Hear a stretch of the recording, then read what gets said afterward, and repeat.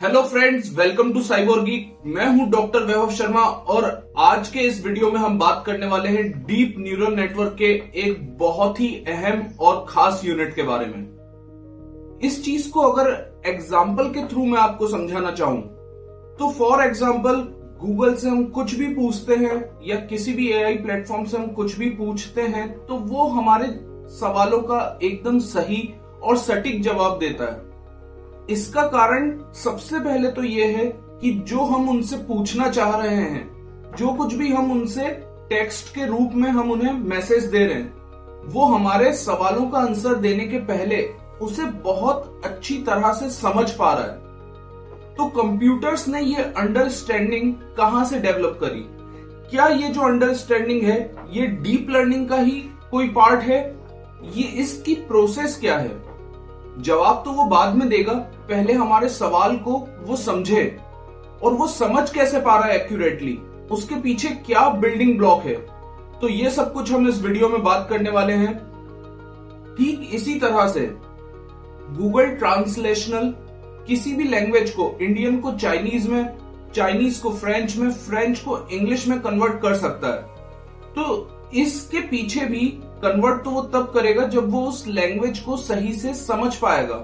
तो वो समझ कैसे रहा है? तो इसके पीछे जो बेसिक बिल्डिंग ब्लॉक है, मैं बेसिक बिल्डिंग ब्लॉक की बात कर रहा हूं, वो है रिकरेंट न्यूरल नेटवर्क। अब रिकरेंट न्यूरल नेटवर्क के पहले हम एएनएन पे बात कर चुके हैं, artificial neural network. Convolution neural network पे हम बात कर चुके हैं। अब ये रिकरेंट न्यूरल नेटवर्क क्या है और ये किस वजह से एएनएन और सीएनएन से अलग है? देखिए, न्यूरल नेटवर्क में जो न्यूरल नेटवर्क के बेसिक्स होते हैं, तो जैसे कि एएनएन है, सीएनएन है, तो वो कुछ अलग तरह के डेटा सेट्स पे काम करते हैं। जैसे कि सीएनएन इमेज प्रोसेसिंग के लिए अच्छा है, मैं सीएनएन 2D की बात कर रहा हूं। तो उसी तरह से एक डेटा सेट होता है sequential data set. For example अगर मैं कहूं इट विल रेन टुडे, आज बारिश होगी, तो इस सेंटेंस में न्यूरल नेटवर्क को सिर्फ रेन को नहीं समझना, टुडे को नहीं समझना, उसे पूरे सेंटेंस को यानी पूरे सीक्वेंस को समझना है। उसी तरह से जिस तरह से वेदर को जब हम प्रिडिक्ट करते हैं तो हमारे को पुराने सीक्वेंस का मदद लेना है, सिर्फ एक दिन का हमें डेटा याद नहीं रखना। कोई भी टाइम सीरीज प्रॉब्लम है जो कि टाइम पे डिपेंडेंट है, तो उसमें ये जो सीरीज है, इस पूरी सीरीज को, पूरे सीक्वेंस को समझना। तो ये जो डेटा सेट होते हैं जिसकी मैं बात कर रहा हूं, यानी कि सीक्वेंशियल डेटा सेट, खास इन्हीं के लिए रिकरेंट न्यूरल नेटवर्क को डिजाइन किया गया है। तो रिकरेंट न्यूरल नेटवर्क को मैं ये कह सकता हूं कि ऐसे डेटा सेट पे वो काम करता है जहां पे कि न्यूरल नेटवर्क को मेमोरी भी चाहिए ताकि वो पास्ट का डेटा भी एक्सेस कर सके। फॉर एग्जाम्पल, जब न्यूरल नेटवर्क रन कर रहा है रेन टुडे, तो उसको इट विल भी चाहिए, यानी कि तभी वो पूरा कंप्लीट सेंटेंस समझ पाएगा। ये चीज सिर्फ और सिर्फ तभी पॉसिबल है जब नेटवर्क में मेमोरी हो। तो रिकरेंट न्यूरल नेटवर्क ऐसे नेटवर्क हैं जो सीक्वेंस को मेमोराइज करते हैं और इनपुट के साथ मेमोरी में जो प्रीवियस इनपुट इसने लिए होते हैं उसको भी ये मिक्स करता है। इसको हम और आगे ब्लॉक डायग्राम से समझने की कोशिश करेंगे। यहां पे मैं आपको ये बता दूं कि रिकरेंट न्यूरल नेटवर्क, अभी जो मैं सीएनएन की बात कर रहा था, अगर सीएनएन किसी इमेज को प्रोसेस करता है, मान लीजिए वो 28x28 पिक्सल उसका साइज है, यानी कि उसमें 784 पिक्सल्स हैं, यानी कि इनपुट पे हमें जो नंबर ऑफ न्यूरॉन्स लगेंगे वो 784 होने चाहिए। लेकिन आरएनएन ऐसे काम नहीं करता। कोई पैराग्राफ है, इसे वो पैराग्राफ समझना है, उसमें 784 वर्ड हैं, तो वो 784 सीरीज में सीक्वेंशियली एक ही आरएनएन की यूनिट से पास होंगे। इस वजह से सीक्वेंशियल डेटा के लिए आरएनएन के नंबर ऑफ पैरामीटर्स कम हो जाते हैं। जैसे कि हमने देख रखा है कि सीएनएन एएनएन से ज्यादा इफेक्टिव क्यों है? क्योंकि वो नंबर ऑफ पैरामीटर्स जो फाइंड करने हैं एरर को ऑप्टिमाइज करने के लिए, वो नंबर ऑफ पैरामीटर्स को मिनिमाइज कर देता है। आरएनएन सीक्वेंशियल डेटा के लिए नंबर ऑफ पैरामीटर्स को मिनिमाइज कर देता है। अब अगर मैं आरएनएन के फुल फॉर्म की बात करूं, रिकरेंट न्यूरल नेटवर्क, रिकरेंट का मतलब है रिपीटेटिव। हमने प्रोग्रामिंग लैंग्वेज में रिकर्शन इस टॉपिक के बारे में सुना होगा। अगर नहीं सुना है तो मैं आपको बता दूं, रिकर्शन का मतलब होता है ऐसा फंक्शन जो अपने आप को कॉल करे। A function which calls itself, उसे रिकर्सिव फंक्शन कहते हैं, यानी कि repetition.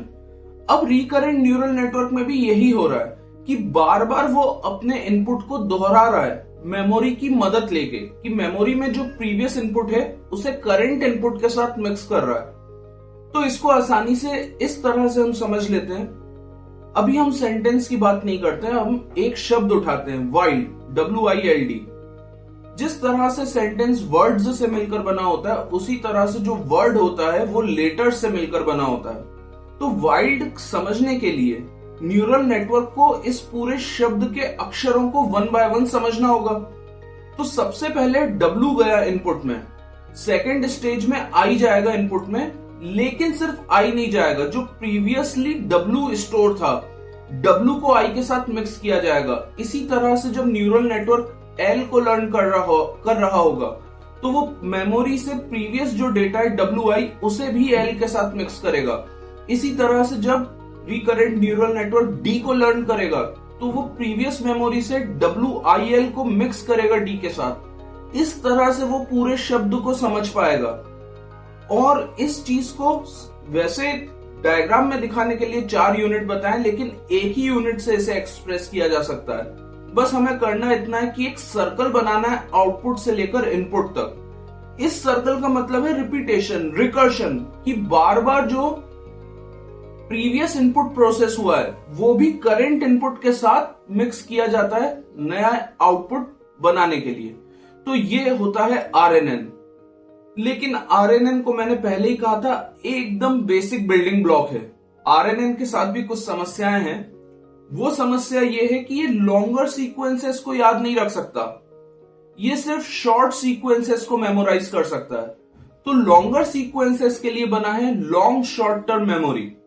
Long short term memory, जिसमें हम अगले वीडियो में बात करेंगे डिटेल में, उसके आर्किटेक्चर को समझेंगे और फिर उसके बाद RNN और LSTM से हम एक प्रोजेक्ट बनाएंगे जिससे हमें हैंड्स ऑन ट्रेनिंग मिले। RNN की अगर मैं डेप्थ में बात करूं कि ये लॉन्गर सीक्वेंसेस को लर्न क्यों नहीं कर पाता, तो मैं आपको एक सिंपल सी चीज बता दूं कि रिकरेंट न्यूरल नेटवर्क है तो न्यूरल नेटवर्क ही, वो भी शब्दों को या सीक्वेंसेस को तभी मेमोराइज कर पाएगा जब उसके जो वेट्स होंगे, जो पैरामीटर्स होंगे, वो ऑप्टिमाइज करेंगे एरर को रिड्यूस करेंगे। वो करेंगे बैक प्रोपोगेशन एल्गोरिदम से, यानी कि आउटपुट बताएगा कि अभी भी डिजायर्ड आउटपुट अचीव नहीं हुआ है, उसमें इतना एरर है। फिर बैक प्रोपोगेशन होगा layer by layer, neuron by neuron, जो वेट्स होंगे उन वेट्स को ऑप्टिमाइज किया जाएगा।